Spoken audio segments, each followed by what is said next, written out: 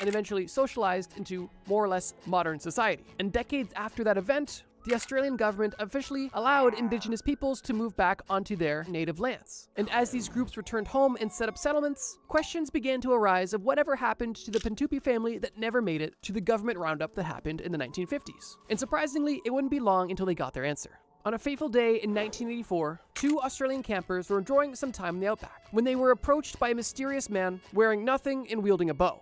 The two campers were reasonably terrified, and out of sheer fear shot a warning shot from a shotgun into the air and drove out of the desert to a nearby settlement, where they relayed the story of seeing a naked man wielding a bow. The locals in the settlement were of Pintupi origin, and after hearing the story, these locals were curious if what the campers had experienced were potentially the long-lost members of the Pintupi tribe.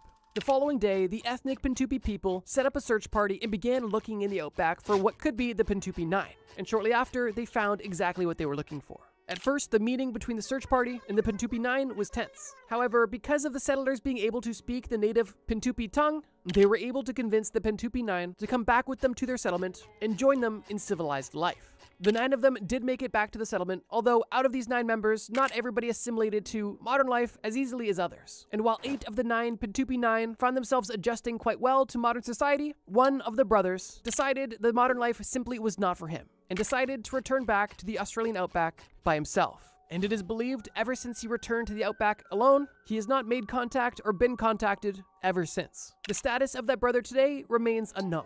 Although, if he still remains alive in the Australian outback, that would make this one individual the last known remaining Pintupi native currently living the traditional Pintupi lifestyle. That man, in my opinion, is a legend, and I wish him all the best.